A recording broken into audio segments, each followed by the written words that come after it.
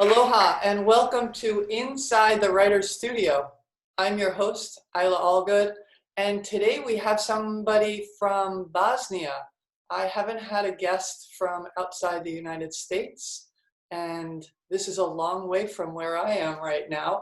Her name is Meliha Advic, and she'll be sharing some of her writing, followed by some talk story where we're going to get to know her a bit as a writer. So welcome, Meliha. Hi, Isla. Thank you so much for having me. And you are absolutely right. I'm actually on the other side of the world. In fact, I think in my story, I mentioned that Hawaii is as far west as it gets for us. After Hawaii, the world becomes east. We no longer go west. So it's a real pleasure to be here. Absolute miracle as far as I'm concerned. Thank you again for having me. And I do hope that you enjoy what I'm about to read. I think I should mention I've never actually been to Hawaii, which begs the question, why did I set my story in Hawaii? And the truth is, I didn't. The story kind of happened by accident. It was inspired by a TV show. It was supposed to be just a little story that I write for myself, leave it aside, but then the story kept going. It's still going. And now I'm at the stage where I'm editing the first part, and hopefully all the things about Hawaii that I mentioned in the story I don't get completely wrong, which is why I kind of joined Hawaii Writers Guild in hope that they will turn my attention to any mistakes that I might make. So chapter 1 of the story, called Windows and Mirrors, goes like this. There's a special relationship between a woman and a mirror she faces, particularly at times she feels more than she's willing to. But emotions are like that. They come on their own, and they settle deep within us, paying no attention to what they might disturb or set into place. Melina Gazia, officially known as Medina Talas since she became a protected witness at the International Crime Court, looked at the mirror one more time before leaving her hotel room. Her whole body shivered as she lied to her own reflection. "You're fine," she nodded. "So you have some big news for him. He'll be shocked, and then he'll get over it." She shrugged, trying not to imagine how he might take the news. It's been almost 19 years since they saw each other, and now she has to face him and tell him that he has an 18-year-old daughter, the fruit of the one passionate month they spent together in war-torn Bosnia on the other side of the world.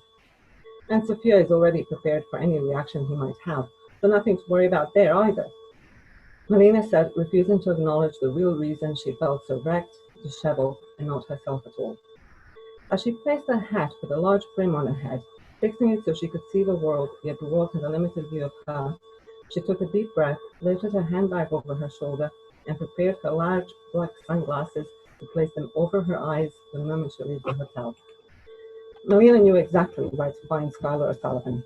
He diligently updated his information with the Institute for Missing Persons. Melina knew this meant he thought she was dead. Reasonable assumption, considering that 2 months after the UN forces left the village, and Schuyler was one of the UN soldiers back then, the enemy came into the village and wiped out the life, killing every living being and burning the whole place to the ground. Melina was not on the short list of survivors who miraculously made it to a safe zone, because she wasn't with them. She watched the place burn from a safe distance. She left the village about a month before the massacre happened, i.e. a month after Schuyler left, and only a week after her grandmother, her only living relative, died. A few months after that, while she was hiding in a strange, half-demolished house somewhere in the hills of northwest Bosnia, her stomach started to grow. Melina thought of everything except the possibility that she might be pregnant. After all, even her monthly period stopped from all the stress she was under. The silly girl she was back then had to be stashed away, never to be thought of again. And Melina did not think of her as she walked down the sunny streets of Honolulu, let alone expect to become her again. The heat was bearable. 40 degrees Celsius is not noteworthy, but nothing to complain about. However, the humidity was sure to curl her hair more than usual. How will she look with a white man's version of an afro? More importantly, why does it matter what he will see when he sees it for the first time after all these years? After all, he left her. That's all that mattered. Melina welcomed the long walk ahead of her. She had the map in her bag just in case, but she felt she didn't need it as long as she made it to Ala Moana Boulevard. After that, it's right into Punchbowl Street, and then third left into King Street. Joanne Palace was somewhere around that, on her right. That's where Skylar worked, and that's where Melina thought would be most appropriate to approach him. Her purpose was too personal for a phone call, and yet they were not close enough for a house visit. Wide streets leading to Grand Building left Melina feeling like an ordinary tourist, just walking about, checking out the sights on her way to the Arts District. While she could never understand the fascination with royalty, considered monarchies as an outdated form of government, and fairy tales as a form of propaganda from which she protected her own daughter, she thought that the remains of royals perhaps held some value. Was it all worth it? She wondered as she heard a voice that stopped her breathing. She listened closely, looking through the narrow space between the top of her black sunglasses and the edge of the brim on her hat. It was him. She was sure of it. He looked older. The boy became a man during the years she hadn't seen him, but his husky voice still had that tone, the underlying deep murmur that always reminded her of ocean water swirling between cliffs. While she thought that wrinkles and grey hairs made him look handsome, she knew they didn't happen out of pleasure. He was only 3 years older than her. What happened to his heart to leave such deep impressions on his skin? Skylar and another man were walking towards her, seemingly bickering about something. Melina barely caught a glimpse of Skylar's blue eyes before she turned and pretended she was digging for something in her bag. She couldn't have seen them. He was too far away. She knew she couldn't have seen his eyes, yet she did see them. She saw them as clearly as she did that one September in 1994 in a different life. They were the mystery she wanted to discover, an enigma she wanted to solve. She was plunged back in time to green hills, narrow steep roads, and one ripe pear that fell on his head. She laughed at the shock on his face as he held his palm on top of his head, looking up in wonderment at a branch that threw such a punch at him. By the time he looked at her, she was bent over with laughter. There he stood, a soldier on duty, smiling at a woman who couldn't catch her breath. She kept pointing at him and laughing. The pleasure in his eyes was undeniable. She wanted to stop laughing, but she couldn't, especially when she realized that he didn't mind. Melina pulled herself back to reality. She wanted to understand what was happening. His eyes should not have had that effect on her. Sophia inherited her father's eyes, and Melina has looked at them many times every day for the last 18 years. It must have been just a coincidence, right? The man with Skylar said, waving his arms in front of him, approaching a black large car just behind Melina. The man stopped by the passenger side. Melina tried to look at him over her shoulder, but all she could see was blonde floppy hair and wide shoulders peering over the top of the car. Look, Skylar began, his voice coming from the other side of the car, but Melina couldn't get a glimpse unless she turned, and she considered that move too risky. No, you look, the man with Skylar said, but Skylar interrupted, saying that it's fine, and it's all just a big ploy against you, Larry. Melina felt strange pleasure for knowing the man's name, even though Skylar clearly did not mean what he said. The tone of his voice was a mixture of mocking and irritation.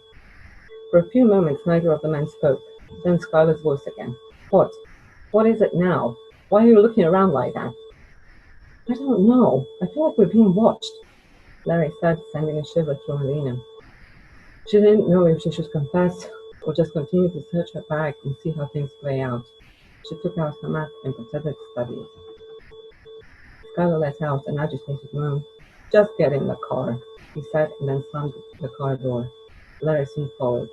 They drove off, leaving Melina in cold sweat, which she considered impossible in such heat.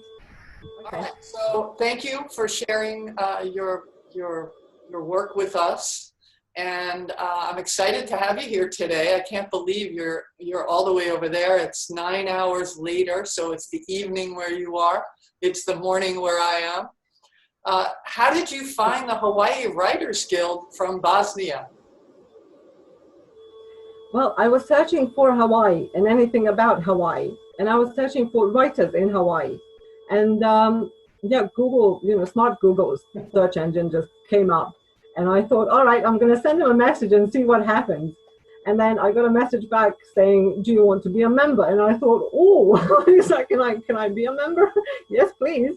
So that's how I became a member of Hawaii Writers Guild. And My friends are having a ball with the idea.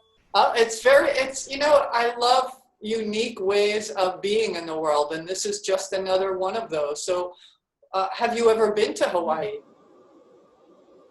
No, unfortunately, I have not. In fact, I've never even seen the Pacific Ocean. I've seen the Atlantic. I've flown the Atlantic. It's not, uh, but not the Pacific. And from what I've read, Pacific is very different to Atlantic. It So I'm is. having a trouble even describing the ocean. As somebody who grew up, I grew up in New York on the Atlantic, and now I live in the middle of the Pacific. And there are obvious differences that I see, but also the tropics, of course, are different than living someplace that gets frigid in the winter. So there are many, many differences. But, as a writer, I have also written about places I've never been. So why not? It's one way to learn about them, like you're doing with your story, right? Yeah, absolutely. Yes. Yeah. I'm absolutely thrilled. I mean, it all happened by accident. It was not planned. It was initially when the idea came, it wasn't anything because those kinds of ideas come to me pretty much all the time. Hmm. But I usually write the story. It's about 4 to 5,000 words. I stash it away and forget about it. But this story just kept going, and I published the first version. 80,000 words later, I felt like I was only beginning, and Wow. then I had to sort of say, okay, fine, these characters are not leaving me alone. And for the first time in my life, I don't actually know what will happen. So it's exciting from that point as well, because I usually Yeah. write the stories that I write with the intention to publish them. I have everything planned out: the characters, the setting, the plot, this story, I have no idea. It sounds like quite the creative process that you're in, where the story is unfolding through you rather than you have a set plan, and that's really helpful for viewers to hear. Maybe they're thinking about writing, or they write in one way, and they see, oh wow, I don't have to do it this way. I can kind of try something else. Yes, absolutely. I Yeah, now understand what they mean when they say character driven. For yeah. the first time, I think this story is truly character driven, and the characters are so very different to any characters that I've ever written about before. Mhm. On the other hand, Melina is a victim of war, and I've worked with that kind of women. I know them. I love representing their voice. They appear in many of my books because I think their voice needs to be heard, and I'm honored to be able to help them in that respect. But it was completely unplanned. I have no idea how it happened. When did you first start writing? Like, when did you first start to enjoy writing, or think like I could do more of this, or ideas just started flooding in for you? When did that happen? I was born an extreme introvert, so I've been writing my whole life. But about 10 years ago, I was encouraged by friends and family to start writing with the intention of publishing. And that's been a completely different process, because usually when I write something, I write it in a notebook. I have notebooks all over the place, Mm-hmm. and I forget about it. And but when I write with intention of publishing, then there is a whole process. You write the first version, and then there's the second version. There's a lot of planning and a lot of asking people, do they understand what you've written? So I'd say that I've been writing for about 10 years, even though I've been writing my whole life. Mm-hmm. So now you write more with an idea that maybe you'll be publishing this versus just I'm going to write it. Hopefully, yeah. Yeah. Yes. Yeah. And how has that process been for you? You mentioned in our email communication that there's a whole lot more to writing when you go into the publishing world. Yes, absolutely. One, I always considered writing, so before I thought about publishing, as art. And I would sit and I would create a story, and it would be art, pure art. And then when you start thinking about publishing, you actually have to think about science of writing, the whole, spelling, grammar, punctuation, all that kind of stuff. And that's a whole different, that already puts a very different spin on writing. Mm-hmm. And then there's the publishing world, which is so very unique and so very complicated and so huge. Um, deciding, do you want to go self-publishing or the traditional route? And if you want the traditional route, do you want an agent or without an agent? Then, of course, there's the whole, if you don't have that many followers today, that's a really big deal. Even if you're going into traditional publishing, it's a really big deal that you have a lot of followers on your Twitter account and your Facebook page and all that kind of stuff, which as an introvert, I don't know how to do. I'm terrible at that. I understand. And that being involved in social media in and of itself takes a lot of time and effort and energy. And so do you have a favorite part of the writing process and from start to finish? I honestly love the beginning where I get paper and pen. That's my favorite part. I still use notebooks and pens. With a good story, editing can also be quite fun.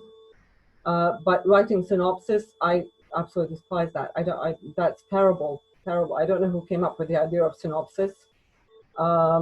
Writing to agents and waiting for responses, especially if they don't reply to people that they're not interested in. That's not a good part. Yeah. But talking to other writers, socializing with other writers who are also introverts and not really understood by the world, and we all have a different connection, So that's a great part. And books, of course, you get to discover new books and get to learn about good things. One of the things I enjoy about writing, as you're talking at the end there about books, is some people have said to me, oh, why do you put your work out there? Is it an ego thing? And I feel like it's more a responsibility because it is an art, and maybe something that I write or you write connects with somebody in a way that helps them in their life, that gives them a new perspective, that says something in a way that they couldn't seem to say themselves, whether it's in fiction or nonfiction or poetry. It doesn't really matter. The writing feels important to get it out there, which is why I do this show, is to give you a voice to people who never met you, who might never meet you, myself included, to have another perspective on life and on, why am I here and what's this world really about? Absolutely. Yeah. So So books have you had brought up the concept of the art of writing versus the science of writing. Can you say a little bit about what that means to you? Honestly, I wish I studied languages, because then the science part of writing I would know more about it. I didn't. I studied economics and then did a master's degree in voluntary action management, which is well, in America they're called not-for-profit organizations. So I'm in that sector. I like to help people, and I'm trying to figure out the theory for this sector. That's my sort of passion professionally, because I always saw writing as a hobby, as a pleasure, as art. And for me, that art part of writing is about creation. It is about Christmas coming up. What would Christmas be without the Christmas Carol and Charles Dickens having sat down and written about three ghosts? And it's such a simple idea, and yet so effective and so brilliant. A lot of people around the world love the Christmas Carol. Mm-hmm. And but would that book be the creation of the three ghosts is the art, but the way he wrote about it, and the fact that there are no grammatical mistakes, that's the science part for me. I think for me there's the ideas, and there's a uniqueness to that because it comes through you have this idea and you work it, and then it's kind of like sculpting. You're sculpting this story or this poem or this piece in a way that's unique to you as a writer. And then when it comes to the fine-tuning, editing kind of thing, I always feel like I could probably get help with that. Like, if I'm not the best person to edit my own work, it's okay. Like, I don't have to stress over that. Do you want to be like great at everything? Well, no, I wish I had an editor, to work with. That would be phenomenal. Mm. But as you said, I see each sentence as a brushstroke, Yeah. and you're painting a picture, and each sentence is one brushstroke after another. And and then you need sort of, unlike painting, you need an editor to kind of come and say, well, grammatically, actually, we will need to readjust this little brushstroke this way, or add to it, this and that kind of stuff. So, I would love to have an editor and work with a professional, but That's a beautiful way of describing the writing process as a brushstroke. That's like I'm a visual person, and that definitely gives me some more visual understanding of how it works for you. One other thing I'd like to ask you is someone who grew up speaking Bosnian, correct? And now you're writing in English. How has that process been for you? I am unfortunately someone who speaks English and could never write in another language at this point. But what's it like? Well, I was educated in the UK. We moved there when, the war was in Bosnia. So I was almost 13 when we went to live in the UK. And my whole education was there. So a lot of the books that I have read were in English. And very often I do think in English. Okay. But there are times when I would find it easier to express myself in my mother tongue, Yeah. so to speak. Yeah.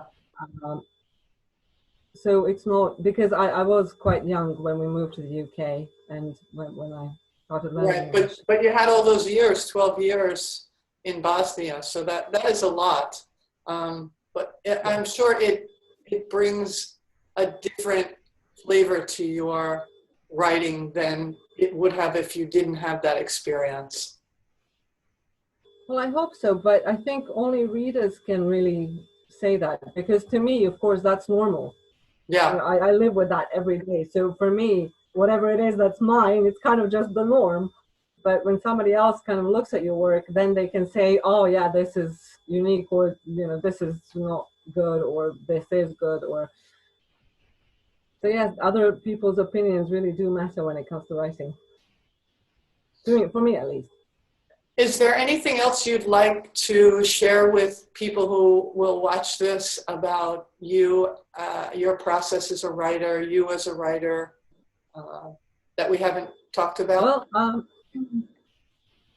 any writer in Hawaii who might be interested in working with me, that would be great, because my story is set in a place that I don't know, and I'm on the one hand, I'm far more flexible and liberal with this story than any other I've ever worked with. On the other hand, there's too much liberty. There's too much freedom. I don't know. I kind of need someone to say, no, that's not Hawaii at all, not one bit, and that kind of stuff. Which usually I would never say, like, partnering up to write. Writing is a solitary activity. But on this story, I can actually see myself writing with someone, not like you do a chapter, me do a chapter, but like work together on a chapter. Yeah. And having collaborating. Yeah. That's a really, really long shot. However, if there is someone out there, you just never know. You never know. Yeah. Especially at this time with the pandemic and people having to, to keep more to themselves or keep further away from one another. There's a lot of people who do have a little extra time and willing to try new things. I think this time in history is about, transforming and being in a different way than we ever have been. So nice. Yeah. Well, thank you so much for being part of this today. And I want Oh, to, thank you. yeah, it's really been a pleasure to meet you and talk with you and hear your piece. And I want to let people know if they'd like to know more about the Hawaii Writers Guild, they can go to the website, which is hawaiiwritersguild.com. And there's also a Facebook page for Hawaii Writers Guild. Until next time, aloha, everyone.